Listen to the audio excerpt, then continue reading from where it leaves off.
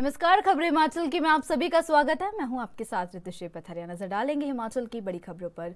हिमाचल के मुख्यमंत्री ठाकुर सुखविंदर सिंह सुक्खू ने जिले के फतेहपुर विधानसभा क्षेत्र में एक जनसभा को संबोधित किया। इस दौरान उन्होंने कहा कि पूर्व की प्रदेश सरकार के कार्यकाल में राज्य पर कर्ज का आंकड़ा करीब 75,000 करोड़ रुपए छूने के बावजूद इसे कम करने के लिए निरंतर प्रयास किए जाएंगे। राज्य सरकार राजस्व के संसाधन बढ़ाने के लिए प्रतिबद्ध है। इस लक्ष्य को प्राप्त करने के लिए अनेक ऐतिहासिक निर्णय वर्तमान सरकार के कार्यकाल में लिए जा रहे हैं। फतेहपुर में एक जनसभा में सीएम सुखविंदर सिंह सुक्खू ने कहा कि राज्य में जल विद्युत क्षमता को आर्थिक मजबूती के लिए वरदान है। यह मुद्दा केंद्र सरकार के समक्ष उठाया गया है। उन्होंने हिमाचल प्रदेश के ऋण मुक्त जल विद्युत परियोजनाओं से रॉयल्टी का हिस्सा 30 से 50% तक बढ़ाने की मांग की है।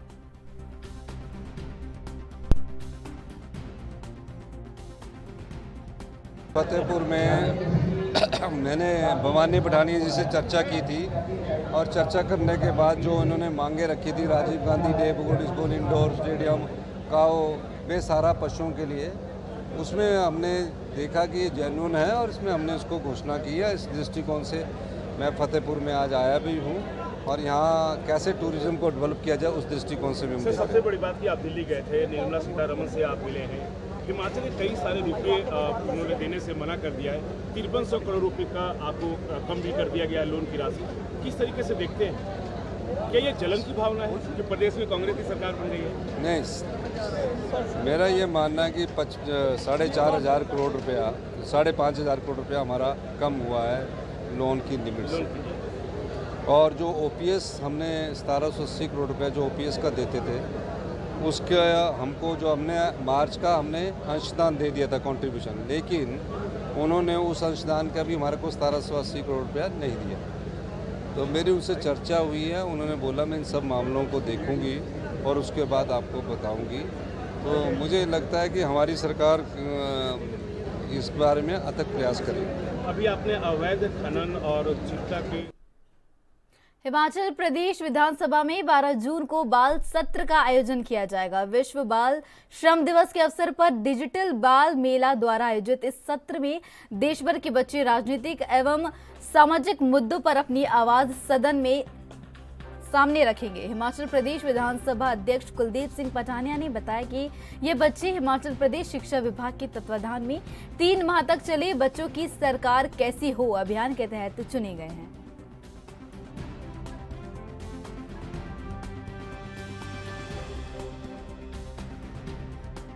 जैसा आप जानते हैं कि 12 जून को हमारा बाल सत्र हिमाचल प्रदेश की विधानसभा में आयोजित होने जा रहा है। इसकी जानकारी है प्रेस को। और ये 12 जून जो है ये अंतर्राष्ट्रीय बाल श्रम दिवस भी है और उसी के उपलक्ष्य में ये बाल विधानसभा के सत्र का आयोजन है। और इस सत्र में देश भर से 68 जो बच्चे चुने जाएंगे वो इसमें हिस्सा लेंगे। और अब ये जो बच्चे आज यहाँ हैं ज़रूरी नहीं है ये चयनित है, क्योंकि इसकी जो चयन की जो प्रक्रिया है, जैसा आप जानते हैं कि 1 अप्रैल को ये प्रक्रिया शुरू हुई थी और ये 25 मई तक चली, जिसमें जो फ्यूचर जो सोसाइटी ऑफ इंडिया है वो एनजीओ जो है इसका आधार है और बाल मेला जो इसका आयोजन कर रहा था। जी, मैं लॉरेटो कॉन्वेंट तारा हॉल की 7वीं की छात्रा हूँ। मेरी जो पहली प्राथमिकता रहेगी वो रहेगी कि मैं चाहती हूँ कि सब स्वास्थ्य पे ध्यान दें, क्योंकि अगर कोई स्वस्थ रहेगा तभी उसको विद्या दी जा सकती है, तभी उसको बाकी चीज़ें दी जा सकती है। तो इसके लिए सबसे पिताजी थे, उन्होंने शिवजी से उनके विवाह के लिए इनकार क्यों कर दिया था, क्योंकि वो उनको लगा था कि ये भिखारी हैं। तो वैसे ही होता है, आजकल की पीढ़ी की ऐसी सोच है कि हम ऐसे अस्पतालों में अगर कोई बीमार पड़ता है तो ऐसे अस्पतालों में ले जाएं जो दिखने में अच्छे हो, जिनमें अच्छी फैसिलिटीज़ हो। तो वैसे तो इसके हिसाब से सरकारी अस्पतालों में फैसिलिटीज़ आजकल भी हैं, मगर जो प्राइवेट अस्पतालों में उनमें थोड़ी ज़्यादा होती है। इसलिए मैं चाहती हूँ कि सरकारी अस्पतालों में भी थोड़ी ज़्यादा फैसिलिटीज़ हो। जैसे इस बाल सत्र में मैंने सामाजिक न्याय एवं अधिकारिता मंत्री के रूप में मैंने अपना दावा पेश किया है, तो मुझे लगता है कि हमारे जो समाज है उसमें कई ऐसे कमज़ोर वर्ग हैं जिनकी तरफ बहुत कम ध्यान दिया जाता है। जैसे हमारे विशेष बच्चे हो गए। अब मैं अगर आपको बताऊं तो पर्सनली जो मेरे बड़े भैया हैं वो भी एक स्पेशल चाइल्ड है, तो इसलिए मैंने देखा है कि उन्हें क्या क्या प्रॉब्लम्स पड़ती है, उन्हें क्या क्या दिक्कतें होती है। तो उसमें से एक छोटी सी दिक्कत मुझे ये लगती है कि जो ये विशेष बच्चे होते हैं इनके लिए सेंटर ज़्यादातर आज के टाइम में प्राइवेट है, जिनकी वजह से इन बच्चों को जो इनकी जो केयर करना चाहते हैं लोग, उन्हें उनकी सैलरी नहीं मिल पाती, उन्हें उनकी जीविका नहीं कमा पाते वो है जो वो शिक्षा से रिलेटिव छोड़ रहे हैं। क्योंकि आजकल के बच्चों को साइंस पढ़ा रहे हैं, ठीक है, जो उनका सब्जेक्ट है वो उन्हें पढ़ाया जा रहा है, लेकिन हमारे जो धार्मिक ग्रंथ है वो छूट रहे हैं।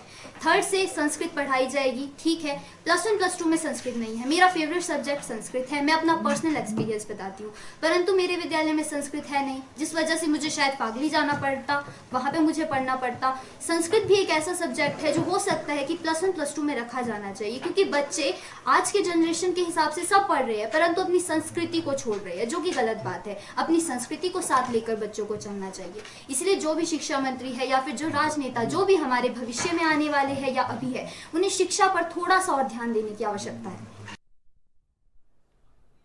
वर्तमान प्रदेश सरकार जन कल्याण के लिए कार्य कर रही है। ये बात उप मुख्यमंत्री मुकेश अग्निहोत्री ने कुचलेगढ़ के पिपलू मेले के समापन पर कही। उन्होंने कहा कि प्रदेश की जनता की मांग और आवश्यकता के अनुरूप विभिन्न योजनाओं पर प्रदेश सरकार कार्य कर रही है। इन विकासात्मक योजनाओं और पारदर्शी तरीके से धरातल पर उतारा जाएगा। उन्होंने सहकारी विभाग के तहत विभिन्न संस्थाओं को भ्रष्टाचार मुक्त करने की बात कही। करीब 100 करोड़ रुपए से चिंतपूर्णी मंदिर में अत्याधुनिक सुविधाएं उपलब्ध करने का भी उन्होंने आश्वासन दिया। पिपलू मेले में जनता को संबोधित करते हुए उप मुख्यमंत्री ने कांग्रेस की गारंटियों को राजधर्म की तरह निभाने की बात कही। उन्होंने कहा कि लोअर कुचलेगढ़ के लिए जल शक्ति विभाग के 46 करोड़ की योजना पर कार्य प्रगति पर है।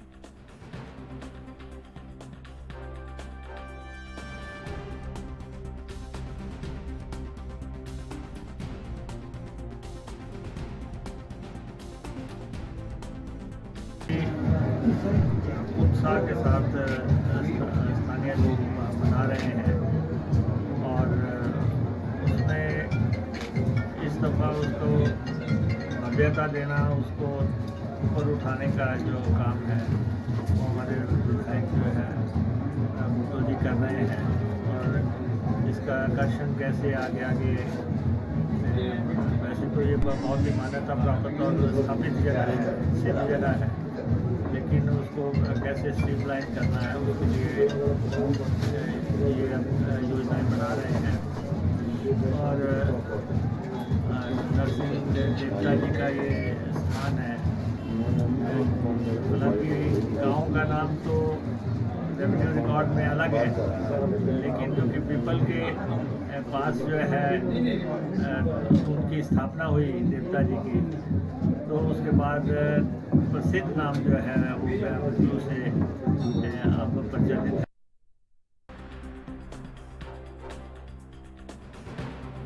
लो, वर्तमान प्रदेश सरकार जल कल्याण के लिए समर्पित है। सरकार विभिन्न योजनाओं परियोजनाओं को सिरे चढ़ाकर प्रदेश का हर संभव विकास सुनिश्चित करेगी। प्रदेश के उप मुख्यमंत्री मुकेश अग्निहोत्री ने यह बात कुचलेगढ़ के पिपलू मेले के समापन पर कही।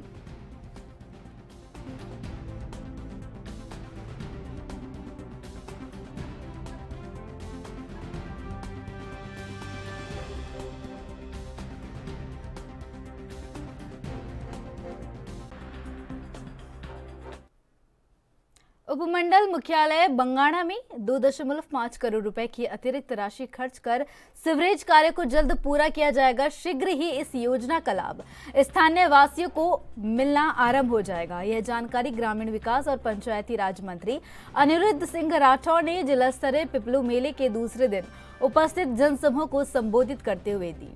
उन्होंने कुचलियागढ़ विधानसभा क्षेत्र में विकास के लिए स्थानीय विधायक द्वारा किए जा रहे प्रयासों की भी सराहना की। इससे पूर्व उन्होंने पिपलू स्थित नरसिंह मंदिर में विधिवत पूजा अर्चना और क्षेत्रवासियों के लिए सुख समृद्धि की कामना की। मेले में आयोजित समारोह में स्थानीय विधायक देवेंद्र भुट्टो ने पंचायती राज मंत्री का स्वागत किया और उन्हें मेले के इतिहास और सांस्कृतिक महत्व के बारे में जानकारी दी।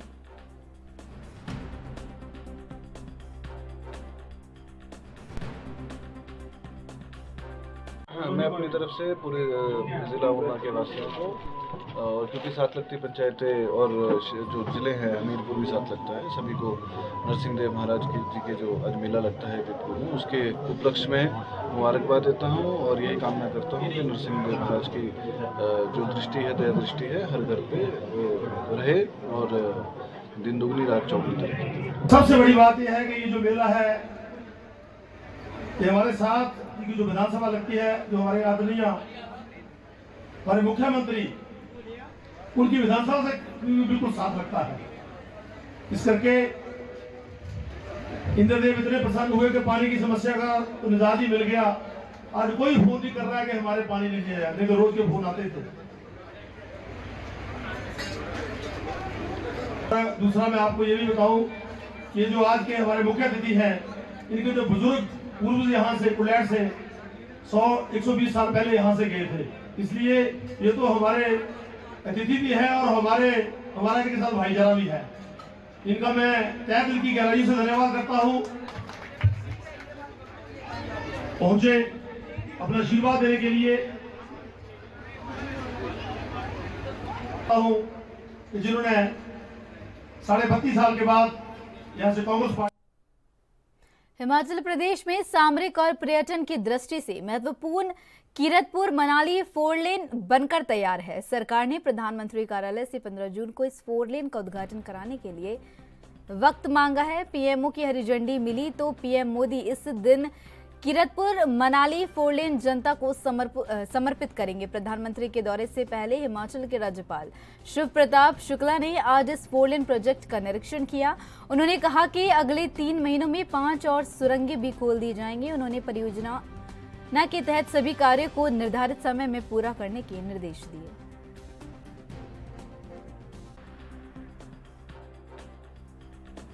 हिमाचल प्रदेश में सामरिक और पर्यटन की दृष्टि से महत्वपूर्ण कीरतपुर मनाली 4 लेन बनकर तैयार है। सरकार ने प्रधानमंत्री कार्यालय से 15 जून को इस 4 लेन का उद्घाटन कराने के लिए वक्त मांगा है। पीएमओ की हरी झंडी मिली तो पीएम मोदी इसी दिन कीरतपुर मनाली 4 लेन जनता को समर्पित करेंगे।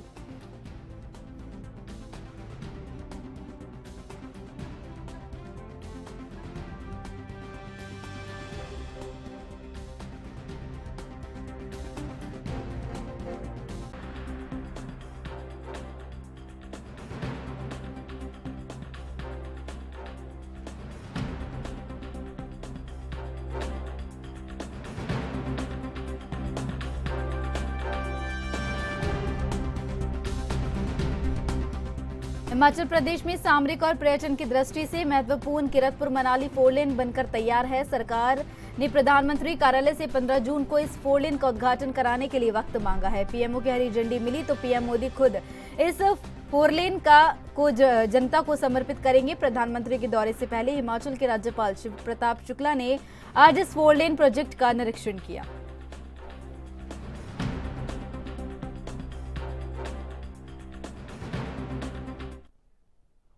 हिमाचल के शिमला में विपक्षी दल बीजेपी सांसद और कुश्ती फेडरेशन के पूर्व अध्यक्ष ब्रजभूषण शरण पर लगातार कार्रवाई की मांग कर रहे हैं। उन पर लगे गंभीर आरोपों पर कार्रवाई न करने को लेकर महिला कांग्रेस ने महिला खिलाड़ियों के साथ अन्याय और केंद्र सरकार की नाकामी बताया है।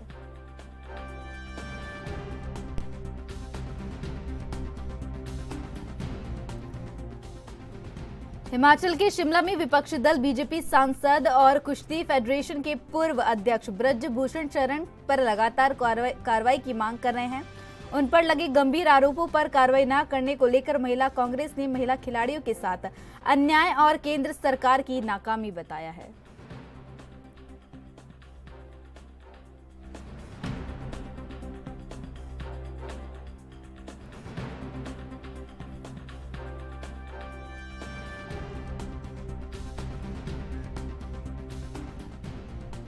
हिमाचल के शिमला में विपक्षी दल बीजेपी सांसद और कुश्ती फेडरेशन के पूर्व अध्यक्ष ब्रजभूषण शरण पर लगातार कार्रवाई की मांग कर रहा है। उन पर लगे गंभीर आरोपों पर कार्रवाई न करने को लेकर महिला कांग्रेस ने महिला खिलाड़ियों के साथ अन्याय और केंद्र सरकार की नाकामी बताया है।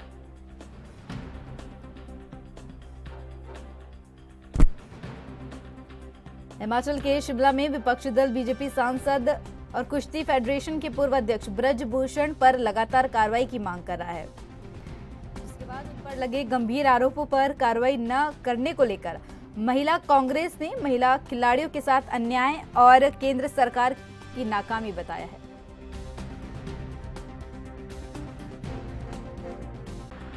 जो हम आपके सामने आए हैं, देश की महिलाओं में और सभी महिलाओं में बहुत ही दुख और आक्रोश है। आप सभी ने देखा होगा कि हमारी महिला कुश्ती खिलाड़ी जो पिछले 5 महीने से जंतर मंतर पर अपनी आवाज उठा रहे थे, किस तरह से उनको पीटा गया, घसीटा गया, वो किस तरह से अपनी गुहार लगा रही थी, लेकिन ये जो गूंगी बहरी सरकार है ये उनकी आवाज को नहीं सुन रही थी। उनकी आवाज को सुनने वाला कोई नहीं था। 35 दिनों से लगातार वो कह रही है कि हमारे साथ अन्याय हुआ, हमारी आवाज को सुना जाए, लेकिन ये जो सत्ता में बैठी हुई केंद्र में सरकार है जो कहती है हमेशा बेटी बचाओ बेटी पढ़ाओ, बहुत हुआ नारी पे अत्याचार, अब की बार भाजपा सरकार जोर शोर से नारा देने वाली सरकार, निरंकुश सरकार, उन्होंने इनकी आवाज को सुनना तो दूर की बात, उन्होंने जहमत नहीं उठाई कि एक बार जाकर वो हमारी देश की आन बान और शान, जिस बेटी ने ओलंपिक्स में देश का तिरंगा लहराते हुए न केवल अपना नाम, पूरे भारतवर्ष के हर एक नागरिक को केंद्र की मोदी सरकार के 9 साल पूरे हो गए और बीजेपी ने केंद्र सरकार की उपलब्धियों को जनता के बीच ले जाने के लिए देश भर में जनसंपर्क अभियान शुरू किया है। इसी के तहत हिमाचल में भी बीजेपी द्वारा आज से इस अभियान की शुरुआत की गई है और यह अभियान 30 जून तक चलेगा। राजधानी शिमला में पूर्व बीजेपी अध्यक्ष और सांसद सुरेश कश्यप की अगुवाई में सीटीओ से लेकर लोअर बाजार होते हुए शेर पंजाब तक रैली निकाली गई, जिसमें पूर्व मंत्री सुरेश भारद्वाज सहित अन्य नेता मौजूद रहे। सुरेश कश्यप ने कहा कि केंद्र में बीजेपी सरकार के 9 साल पूरे हो गए हैं और 9 साल में पीएम मोदी की उपलब्धियों को आम जन तक पहुंचाने के लिए जनसंपर्क अभियान शुरू किया गया है। हिमाचल में भी आज से यह अभियान शुरू किया गया है और अलग अलग जिलों में वरिष्ठ नेता अभियान का शुभारंभ कर रहे हैं।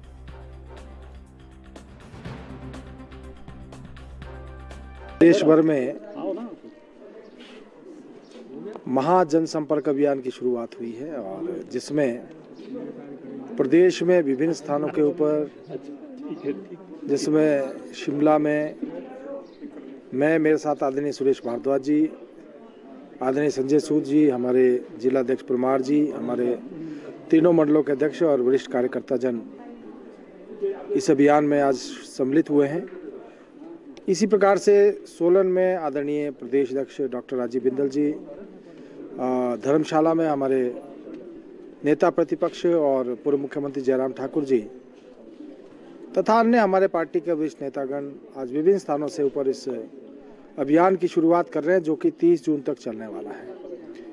माननीय मोदी जी के नेतृत्व में 9 वर्ष का जो ऐतिहासिक कार्यकाल पूर्ण हुआ है, उसकी जितनी भी उपलब्धियां हैं उसको आम जन तक पहुंचाना और आम जन के माध्यम से फिर से 2024 में मोदी जी को तीसरी बार देश का प्रधानमंत्री बनाना, उस लक्ष्य के साथ हम आगे बढ़ रहे हैं। आज जिस प्रकार से माननीय मोदी जी के नेतृत्व में हम दुनिया की 5वीं सबसे बड़ी अर्थव्यवस्था बने हैं, सबसे तेज गति से आगे बढ़ने वाली अर्थव्यवस्था बने हैं, और इसके साथ साथ आज आर्थिक रूप से सुदृढ़ होने के साथ साथ सामरिक दृष्टि से भी हम सुदृढ़ हुए हैं।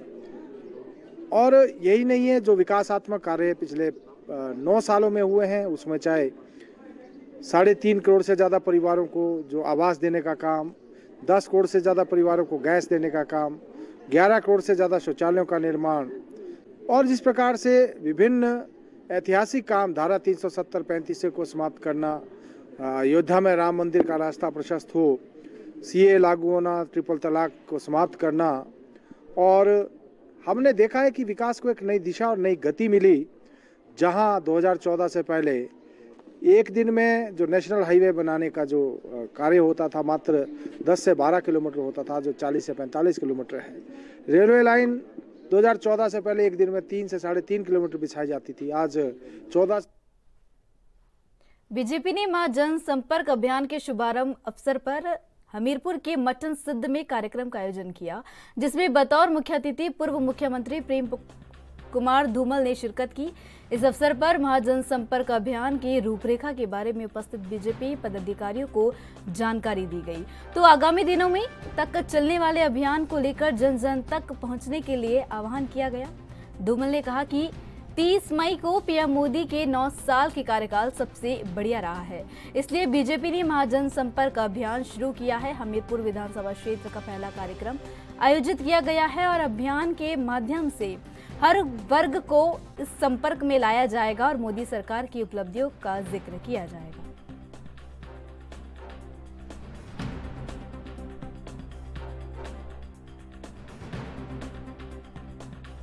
अब 1% 2% है, आज 6.1% हमारा जीडीपी आया है और आशा है कि 7.2% रहेगा। तो आर्थिक विकास हो रहा है, सुरक्षा हो रही है और बुनियादी ढांचा, सड़कों का निर्माण, रेलवे लाइन का निर्माण, हवाई अड्डों का निर्माण, हर तरफ खुशहाली की ये जो हाल है। इसमें जो दुष्प्रचार कई बार कुछ लोग करते हैं, उसको काउंटर करने के लिए एक पार्टी कार्यकर्ता तो काम करेगा ही। हम चाहते हैं बुद्धिजीवियों के माध्यम से, पढ़े लिखे लोगों के माध्यम से, समाज सेवी लोगों के माध्यम से, समाज के जो मार्गदर्शकों के माध्यम से ये संदेश घर घर पहुँचे, जन जन तक पहुँचे। इसके लिए महाजनसंपर्क अभियान लॉन्च किया गया है। इसका शुभारंभ मटन से हमीरपुर का हुआ है। मुझे विश्वास है सफल होगा और मोदी जी फिर भारी बहुमत के साथ तीसरी बार प्रधानमंत्री बनेंगे। ये तो बताए, इश्क है, रोता है कि आगे आगे देखिए होता है क्या। वायदा करना आसान होता है, निभाना मुश्किल होता है। घोषणाएं तो कुछ भी कर दो, लेकिन उनको पूरा करना। हमने कहीं वायदा नहीं किया था कि कोरोना आएगा तो मुफ्त वैक्सीनेशन देंगे। कहीं वायदा नहीं था कि गैस सिलेंडर गरीब परिवारों को मुफ्त मिलेंगे, कि 12 करोड़ शौचालय बना के देंगे, कि हर घर नल से जल देंगे। बिना वायदे के करने वाले जो होते हैं वो वायदे नहीं करते, ज़्यादा वो काम करके दिखाते हैं। जिन लोगों ने वायदा किया है हम इंतज़ार करेंगे उनका कि वो कैसे करते हैं। महिलाएं 1500 रुपये महीने का इंतज़ार कर रही हैं। कर्मचारी को कह दिया है कि अब केंद्र से पैसा लाना है तो तुम्हें संघर्ष करना पड़ेगा साथ। तो वो जिम्मा भी कर्मचारियों पे डाल दिया है। इस ढंग से अब हर चीज़ में टरकाने की जो कोशिश की जा रही है।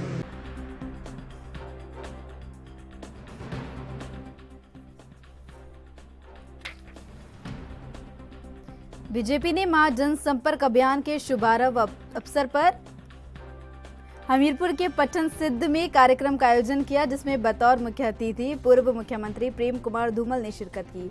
इस अवसर पर महाजन संपर्क अभियान की रूपरेखा के बारे में उपस्थित बीजेपी पदाधिकारियों को जानकारी दी गई, तो आगामी दिनों तक चलने वाले अभियान को लेकर जन जन तक पहुंचने के लिए आह्वान किया गया। धूमल ने कहा कि 30 मई को पीएम मोदी के 9 साल के कार्यकाल सबसे बढ़िया रहा है।